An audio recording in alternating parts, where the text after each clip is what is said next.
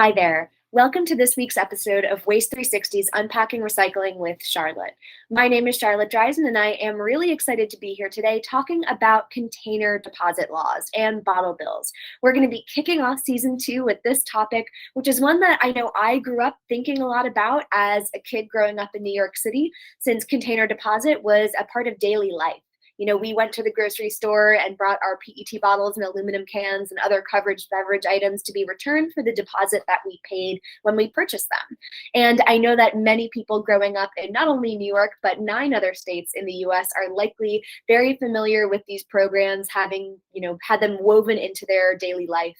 And for those of us who have not lived in one of those 10 states, this kind of law and mechanism to increase recycling rates might be key to how you envision recycling rates being improved. They've been around for a very long time, but after those first 10 states developed bottle bills and container deposit programs, they've really plateaued at those 10 states and haven't expanded more meaningfully throughout the US. Though there's been some really exciting recent developments and movement at a national scale to consider and explore what a national bottle bill would look like across the kind of landscape as a whole, and to kind of shift from the patchwork method that we have container deposits at those 10 different states today.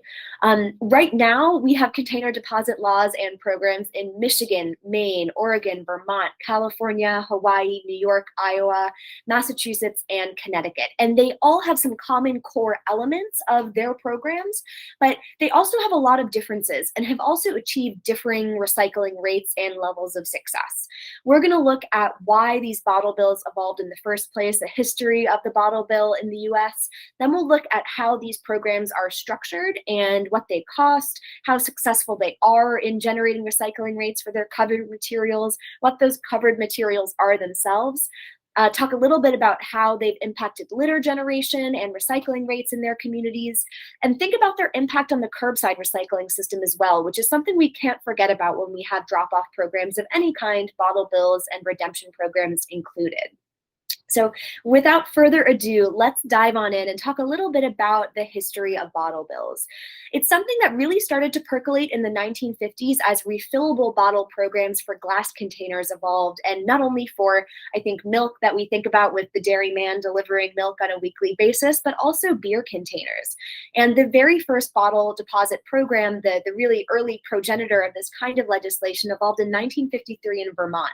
Unfortunately, it was only around for 4 years, for a really small period of time, but it was the first example of this kind of legislation evolving in the US, where consumers had to pay 5 cents upon purchase of a glass beer bottle, and required manufacturers to have a refillable model for those.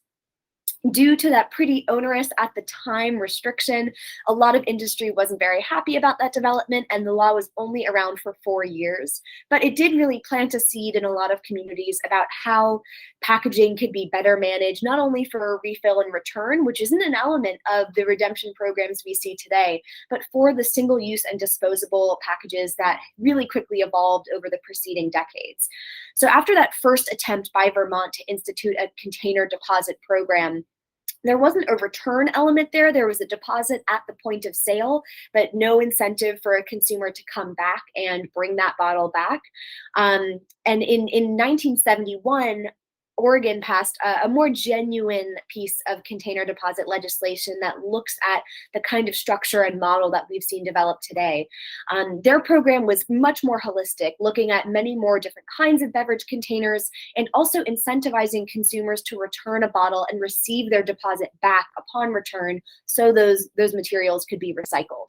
By 1986, it proliferated from Oregon to that whole host of different states that I talked through a moment ago, whether Iowa in the Midwest, or Connecticut, New York, California on the coasts, to a lot of different kinds of states, not only those that are more conventionally Democratic and blue in nature. But after those initial 10 programs developed, we've really kind of halted there. And there have been a lot of different communities and states that have considered bottle bills over the years, but that haven't moved forward and been successful in passing them. There have also been some cities that have explored bottle bills. And for instance, Washington, D.C., where I am, iteratively every few years kind of considers a bottle bill and thinks about how it could be implemented where we are here. And There's been a lot of concern over being a little city next to two bigger states, Maryland and Virginia in our case, and concern over people bringing in bottles out of our jurisdiction in DC, where they were paying deposits when they first purchased the bottle, looking to receive deposits back when they're returned, and having an imbalance there. So there's been a lot of hesitation in Washington D.C., for instance, in pursuing a bottle bill until Maryland and Virginia, as our near neighbors, get on board and think about having a bottle bill at the same time or in one holistic program. So that's been a concern not only for Washington, D.C. as a small, geographically constrained city, but also some states that share meaningful borders next to bigger metropolitan areas. Definitely not, I think, a concern that is insurmountable, but a pretty challenging political one to negotiate as a whole. When it comes to the kind of containers that are included in bottle bills and container deposit programs, it kind of depends which state you're in. Most of them have the core set of beverages that we interact with on a day-to-day basis, like water, whether sparkling or flat, teas, sports drinks, soft drinks, and many of them include alcohol like beer, wine, or distilled spirits. Most do exclude milk and dairy products or beverages that children might consume like that, but it's a bit of a mix and kind of depends on which one you're looking at, what it might cover. But most cover the vast majority of beverage containers that we all interact with on a day-to-day basis. And they're broken down into two tiers in terms of cost. So some states have a fee of 5 cents, some states have a fee of 10 cents, some have a bit of a mixed program where beverage containers of 24 ounces or less will have a 5-cent fee, and those above 24 ounces will have a fee of 15 cents. That level of deposit has a pretty big impact on how successful the program is in incentivizing people to bring back bottles for return and recycling. We find that the two biggest variables in how successful a program is that amount of the deposit and then how robust the access and drop-off infrastructure is. Some programs require retailers and grocery stores of a certain size to have collection programs or reverse vending machines. Others will have that requirement, but also supply more robust redemption and collection centers, even beyond what a retailer and distributor would be required to provide at a grocery store or another location where you might purchase one of these covered beverages. So just how robust that program is makes a big difference. When we think about California, Maine, Vermont, they all have very similar average prices across beverage containers, but Maine has routinely achieved the highest collection rates for containers, even though they have a similar price point for deposit, because they have such a robust access infrastructure for folks to bring back containers to be collected and receive their refund for the deposit that they've already paid. When we think about the structure of how those 5, 10, 15-cent deposits are changing hand, it generally works the same way in a lot of states, that the distributor, sells, beverage container X to a retailer sells that to a consumer, the consumer pays the deposit, and that goes back up through the retailer to the distributor as a whole. And then, of course, when a consumer comes back and returns that bottle, they'll receive a refund for their deposit. That leaves a big question for what happens with that uncollected funds.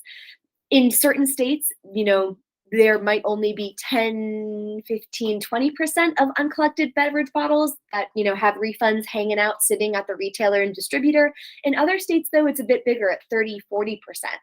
Programs that have less successful redemption and recycling rates. And depending on the state, there will be different strategies for what's required that they then do with that funding. Some states, for instance, like Hawaii and California, have state-run bottle deposit programs. And while industry and retailers, distributors are key pieces of that program in providing infrastructure and being obligated to support that program, the state is really funding and administering the program, and they receive those uncollected funds. In the majority of states, originally industry was the sole keeper of those uncollected funds, and they could have real windfalls of profit from uncollected bottles because those were tax-free earnings that the distributors and retailers could hang on to.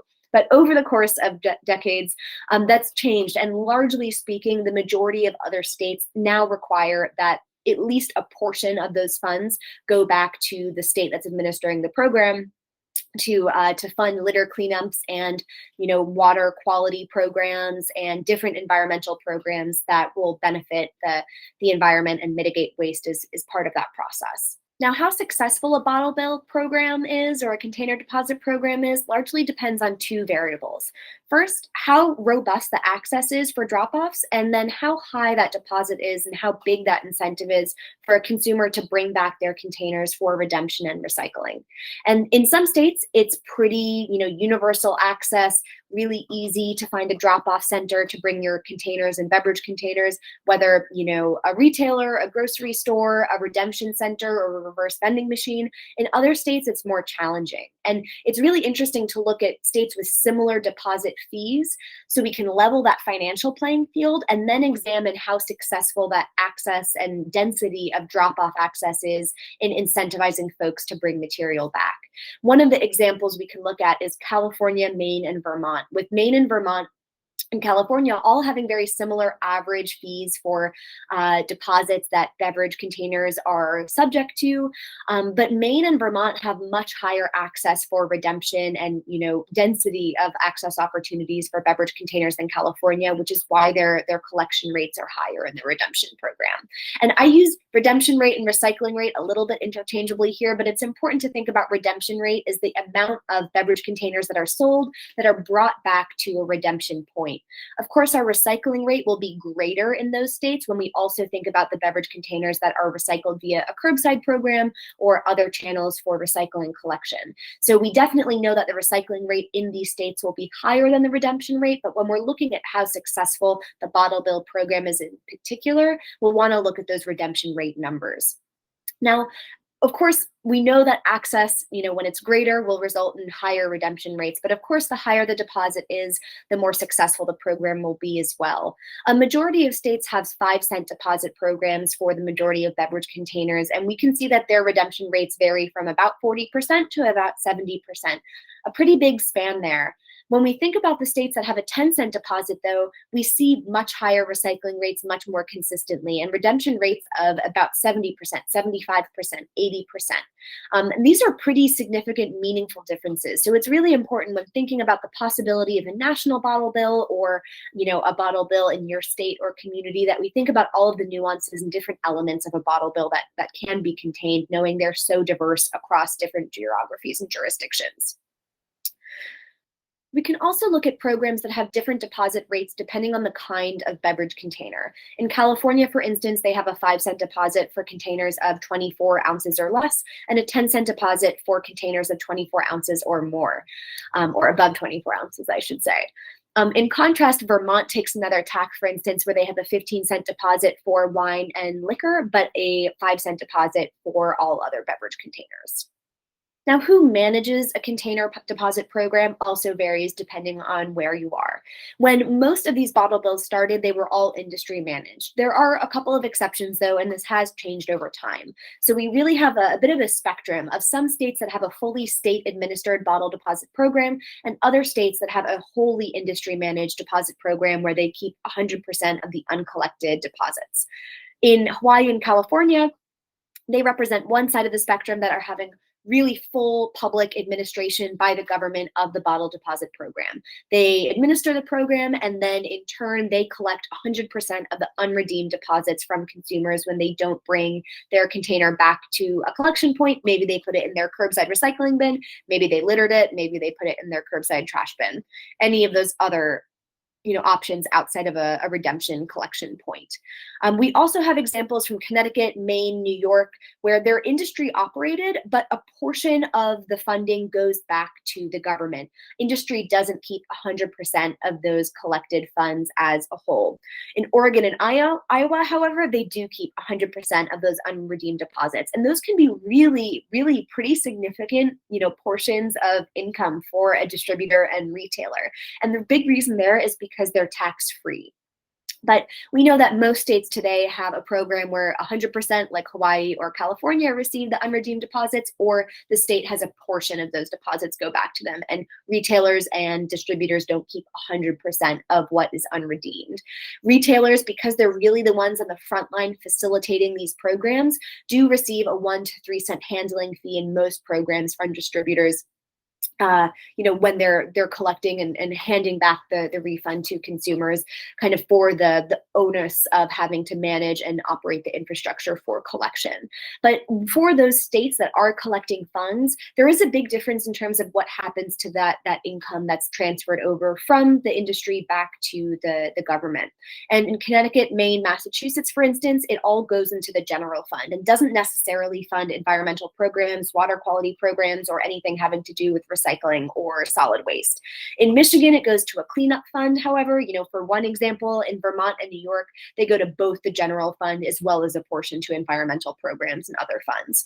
So we definitely see that in a perfect world, we really want that channeled back to some sort of environmental benefit to continue improving recycling infrastructure, recycling education, and mitigating litter and incidences of packaging heading out into the environment in one way, shape, or form.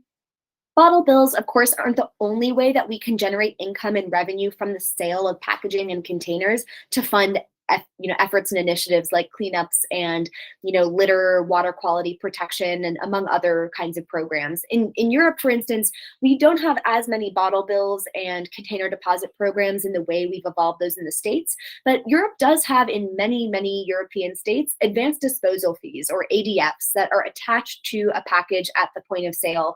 And they don't operate exactly like a tax, but they're essentially a 1, 2, 5 cent add on to a package at a point of sale that then goes to fund litter mitigation, recycling education, you name it, different strategies to improve solid waste management in the given country and community.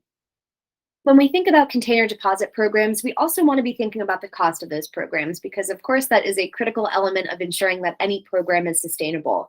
And generally speaking, we don't see that there is an incredibly high cost associated with these programs relative to curbside programs and other kind of more conventional recycling programs when considering the amount of material that's collected per capita. In deposit states, the 10 states that have container deposit programs, for instance, we see that almost 500 containers are collected per capita per year at about 1.5 cents per unit as a whole. A pretty, I think from my perspective, a pretty reasonable cost for those containers. In the 40 states that don't have container deposit programs, we see closer to 200 containers collected per year per capita at a cost of 1.2 cents per container. So we see that, less than half of those containers are being collected and recycled through the channels that we have accessible. In some states, that's going to be much more robust curbside access than others. So it isn't, all apples to apples, knowing that, of course, about 40% of American households don't have great curbside access today.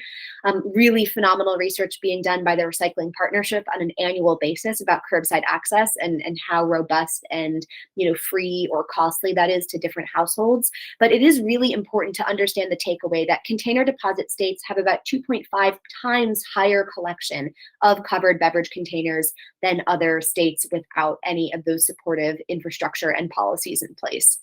When we think about the portion of covered bottles that these bottled bills and container deposit programs include, it does vary quite a bit. So in a state like New York, it covers almost 95% of beverage containers that are on the market. In other programs, it might be closer to 60, 66% in Michigan and Iowa, for instance, since there's more exceptions and restrictions on what the container deposit fee will apply to. But suffice it to say, a pretty big portion of containers and beverage containers in the communities that have instituted these policies. A last area that I'd really like to think through and emphasize is the impact of container deposit programs on the curbside recycling infrastructure. When we think about how we want to be channeling containers into recycling, we of course want a lot of, a multitude of options for people to do that. For those that have curbside access, that's great. We want containers and beverage containers of all sorts into beverage container programs. But for those states that might have, much poorer curbside access than others, container deposit programs can be extra important for access to be given to those communities, especially when they're suburban, exurban, rural communities that don't have the density to more easily support a robust curbside recycling infrastructure. And for those curbside programs, though, that are having a kind of complementary container deposit program in place, we do often see, of course, conversely, when we see those redemption rates getting really high into the 70, 75, 80% ranges, we see, of course, that there's a lot less PET bottles, metal containers, and cartons are typically excluded, especially with that exclusion for dairy and alternative milks in those programs, but we see a big reduction in aluminum cans, in glass bottles, and in PET bottles in the curbside recycling program. And that can really reduce the revenue that those curbside recycling programs are receiving, which can help them kind of make the calculus financially work. I don't think this is a reason not to do a bottle bill or pass a container deposit program, but it's a real fiscal impact to the curbside recycling program that a given city or community might be running. So it's something that has to be factored in and taken into account. And when we think about the kinds of packaging that container deposit programs are shifting over, we're really thinking about PET bottles and aluminum cans, steel cans, I guess maybe in some distilled products. Maybe not, but especially for those aluminum cans and PET bottles where recycling revenue is really a real piece of the equation, that's where a lot of that financial shift will take place. In most curbside recycling programs, glass has a much lower value, relatively speaking, especially if it's a single stream curbside program. So typically that will be almost an alleviating force. For instance, in DC, all materials in our curbside recycling program that's single stream has recycling revenue once it's sorted at a MRF. Glass, though, has a negative $30 a ton value. So removing that from the single stream will actually help the financial calculus work for curbside recycling. But not only kind of is that financial element one to consider with the curbside program, but also yield is a really important piece. When we think about the containers that are shifting from curbside to redemption, we also think about higher quality, less contamination, and the ability to use more of that material. NAPCOR has done some really phenomenal, along with CRI, some really great research on looking at the yield and the portion of a given material in the PET stream that can be utilized if collected single stream, dual stream, or in a redemption site. And of course, the rates are really, really high, in the mid 90s for PET bottles that are collected in a redemption program like a bottle bill or container deposit program, and closer to 70% for single stream due to contamination, color, opacity, other concerns as a whole. Not to say that those materials aren't wholly recyclable, but yield can be lower. Same goes for glass, of course. Knowing that glass fines and cullet, is the size consideration for glass recycling is a real piece. When collected single stream, we can often have glass breaking to such a small size into fines where it's not as easily recycled by glass manufacturers. We know, of course, in the curbside single stream program too, that broken glass can also contaminate the paper stream before paper is sorted out into its own stream. So having glass collected with metal containers and PET bottles in a bottle bill program can also help keep glass away from paper and keep glass at a much higher yield situation as a whole, knowing that more than 90% or so can get recycled back into glass containers when collected via a bottle deposit program, as opposed to the more tenuous situation with glass collected in single stream programs in curbside programs more broadly in the US. In Washington, D.C., for example, we unfortunately aren't able to collect glass that's clean enough in the single stream system to go back to a glass manufacturer. Instead, it gets used for alternative daily cover. In Maryland, our near neighbors, for instance, it's about 50-50, depending on the community you're in. But about 50% is able to proceed to glass recycling and about 50% to alternative daily cover due to quality concerns. All of these varied elements about how bottle bills work and container deposit programs work are really especially important to reflect on, given the really robust recent activity at the federal level about a national bottle bill. This is something that was first explored and put forward in 2003 in an initial failed piece of legislation that introduced the concept at the federal level, but failed to move forward, and has really been something that folks have been turning to in the past couple of years, again, for the first time since the early 2000s. In February 2020, and then again in March 2021, the Break Free from Plastic Pollution Act proposed a myriad of different strategies to improve recycling in the US among composting and other zero waste related programs, including, but not limited to, a federal bottle bill.